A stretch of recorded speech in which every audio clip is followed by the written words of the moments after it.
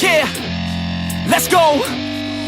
I'm unstoppable, do the impossible. I'm irresponsible, yet I'm phenomenal. I got an arsenal, I'm dropping bombs, you know. No, I'm not stopping, no. Here are the full fight results of UFC Vegas 4.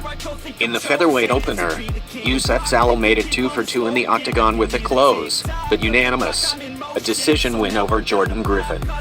With the win, Zalal now 9-2 while Griffin falls to 18-8. Griffin put in a workmanlike first round, staying busy with his striking until spending much of the final 3 minutes working his grappling attack on his smaller foe. Zalal got into his share of shots on the feet, though, and he upped his work rate in the second in order to keep Griffin from working his close-range game. Zalal came out firing and landing in the third, only to have Griffin get a takedown in the second minute to halt the Morocco native's momentum. With 3 minutes left, Zalal got back to his feet, and while Griffin kept looking for an opening to get another takedown, the Coloradan wasn't having it, allowing him to take the decision on all 3 scorecards. Hansen defeats Jinh Frey by submission. Round 3, the youngest female fighter on the UFC roster fought like an old pro in her UFC debut, as 20-year-old Hansen submitted former Invicta FC champion Jinh Frey in a strawweight bout. The first was a methodically paced round, as the two looked for openings to score. Frey won that battle, as she landed several crisp left hands while avoiding Hansen's attempts to grapple. In the second minute of round 2, Hansen got the fight where she wanted it, as she took Frey down and kept her there for all but a brief spell at the end of the round, and just like that, it was all even.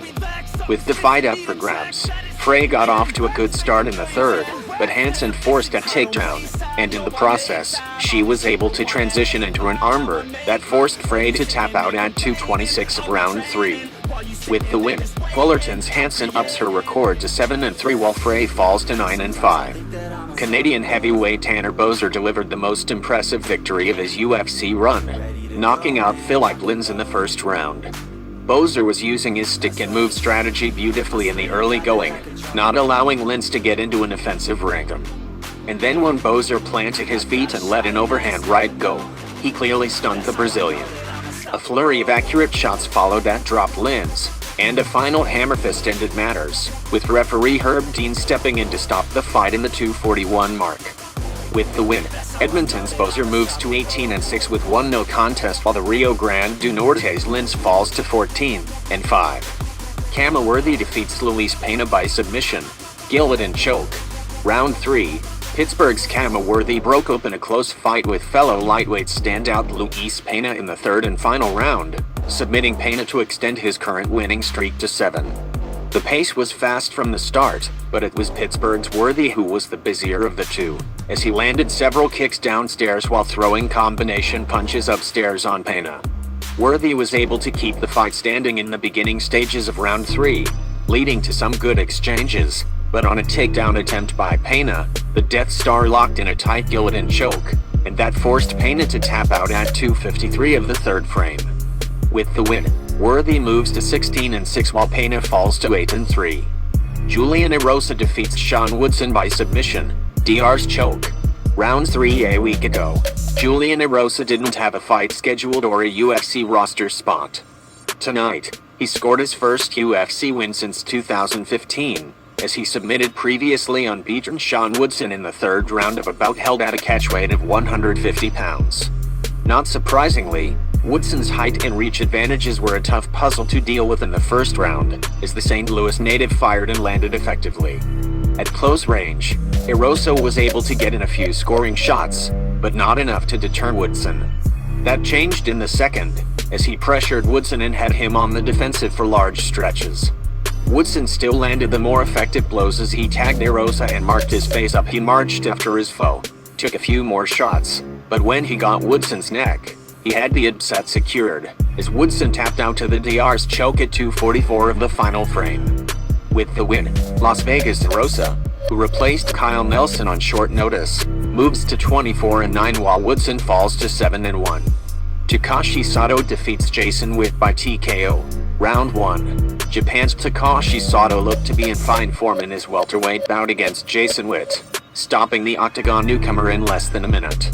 Sato drilled Witt with the left hand early and sent him to the canvas hard, and though Witt tried to shake off the effects of the blow, the Tokyo native wasn't going to let that happen, and after tossing off a takedown attempt, a series of unanswered left hands brought in referee Chris Topnoni to stop the bout at the 48-second mark.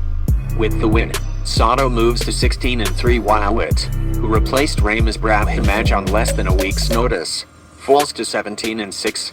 Brendan Allen defeats Kyle Daukaus by decision. Top 185-pound prospects Brendan Allen and Kyle Daukaus went to war for 15 minutes, and after the grueling 3-rounder, it was Allen emerging victorious via unanimous decision. With the victory, Allen moves to 15-3 while Daukaus falls to 9-1.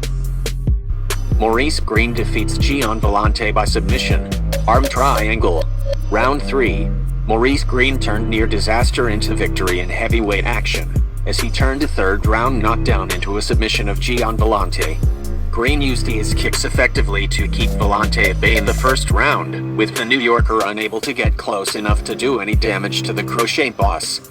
Greene continued to control the action in round 2, clearly outworking Villante with the win. Greene moved to 9-5 while Villante, who was making his UFC heavyweight debut, falls to 17-12. Mike Perry defeats Mickey Gall by unanimous decision. Mike Perry snapped a 2-fight losing streak in his welterweight bout with Mickey Gall, putting together a disciplined performance en route to a 3-round unanimous decision victory.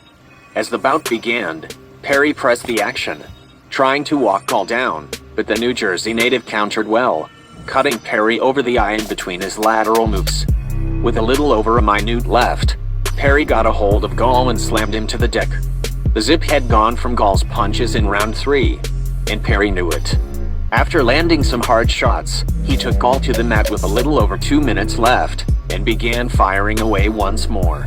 Gall refused to go away, but Perry was a step ahead, and as he got into the mount position, things went further south for Gall, who was outpointed by 3 scores of 29-28. With the win, Perry moves to 14-6 while Gall falls to 6-3. And in the main event, Dustin Poirier defeats Dan Hooker by unanimous decision. Everyone expected the UFC Vegas 4 main event between Dustin Poirier and Dan Hooker to be an instant classic. Then the 2 lightweight contenders went and delivered one, fighting tooth and nail for 25 minutes, with Poirier emerging victorious via unanimous decision in a clear fight of the year candidate. Dustin Poirier and Dan Hooker wowed the fans with the opening round when they exchanged some heavy blows, and it seems like there is no tomorrow for both of them. Midway through the round, Poirier was able to negate his opponent's reach advantage by locking up and taking Hooker to the fence. Hooker didn't stay there long, but once the two separated, a fight broke out, with both landing hard shots in the pocket. Poirier landed a couple of big shots, but Hooker answered it with a right knee to the face of Dustin. A bloody Hooker makes a comeback with a combination that landed to Dustin's face. That forced him to attempt a takedown to stop Hooker. At the end of the round, it was Poirier comes out victorious. With the win, the number 3 ranked Poirier, now 26-6 with 1 no contest, while the number 5 ranked Hooker falls to 20-9. And that's UFC Vegas 4 full fight results. Thank you, and don't forget to subscribe.